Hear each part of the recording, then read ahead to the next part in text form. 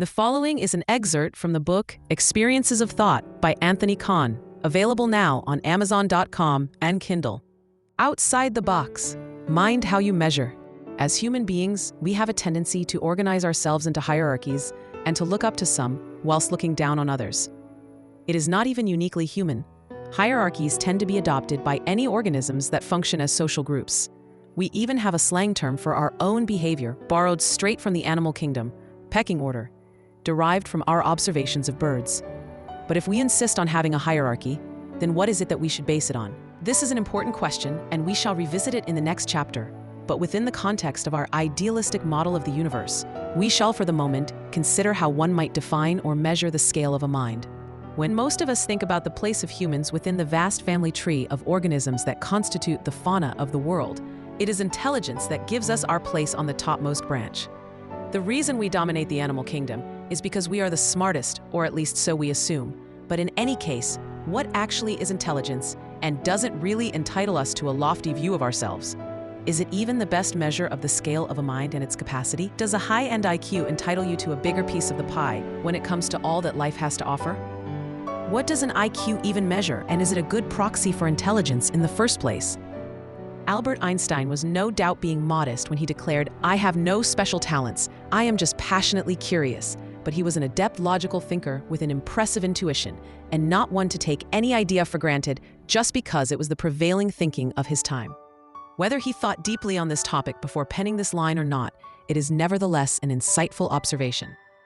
IQ tests tend to concentrate on problem-solving ability, as well as the capacity to recognize patterns and to store information quickly and effectively. But is this a good way to measure all that comes together in a great mind? Does a membership of Mensa entitle you to see yourself as the cream of the human race? After all, a computer can accomplish most of these tasks better than we can, and it is probably not even conscious. We hear of savants who can multiply large numbers in their heads in mere seconds, or who can draw entire city skylines purely from memory, and these are remarkable abilities that are not to be sneezed at. Your author, for one, would love to possess such abilities, but they are nevertheless feats achievable by mechanical processes such as those employed by a calculator or camera. Is there not something more remarkable about curiosity, an attribute unique to conscious beings? Perhaps not at first glance, but let us consider for a moment just where curiosity leads us. What were your favorite subjects at school? It's usually the case that we excel in those subjects that are of most interest to us. Sometimes the way a subject is taught or some particular requirement of the subject may detract from our performance in it as assessed at the time, but by and large, it will be those things that we love that are also what we are best at. If you have a passion for history, you probably have a large general knowledge in that subject. If you love solving logic puzzles, you probably have a mind for maths, even if you have not pursued it very far in the academic sense. The point is, if you are curious about something, then you have intellectual drive. Whenever we are curious, we are imbued with a passion that sees us focus our mind on that endeavor. Do not think that some IQ test result, and the tests themselves vary enormously anyway, gives you any kind of robust measure of the magnitude of your mind. In many ways, it is motivation that drives the mind, and we really are just idling without it. Our brains can certainly be wired in a certain way that can give us an advantage against certain intellectual pursuits. But you might be surprised at just how intelligent you are when it comes to a field that you are passionate about. Another major problem with the traditional idea of intelligence, as embodied by your average IQ test, is that it is far too narrow in scope.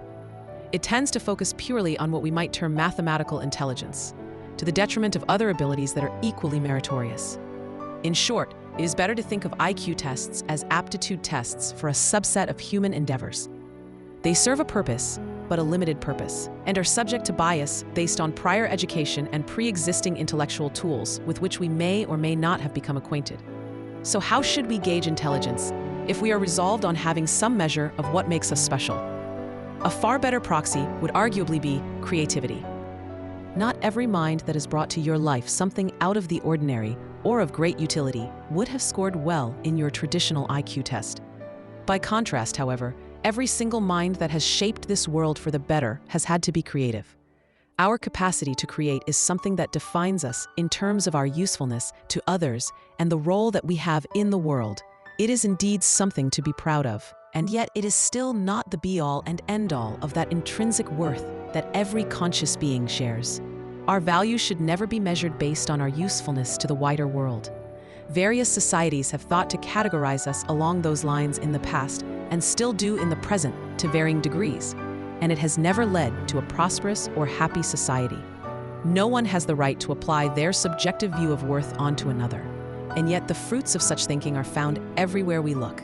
Why do we respect prime ministers more than we respect janitors? Why do CEOs eat much higher quality lunches than the elderly residents of nursing homes, who often must draw much comfort from food as one of life's few remaining pleasures? Why do we have such massive gaps in pay between menial jobs and executive jobs?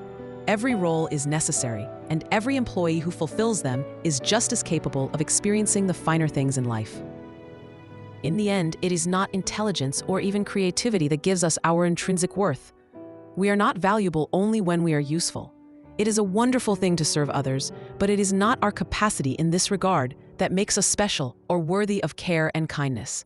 As we noted in section 4.8, every living being seeks happiness and to be free of suffering. It is a basic logical property of our existence and should be the only factor that governs the right for respect.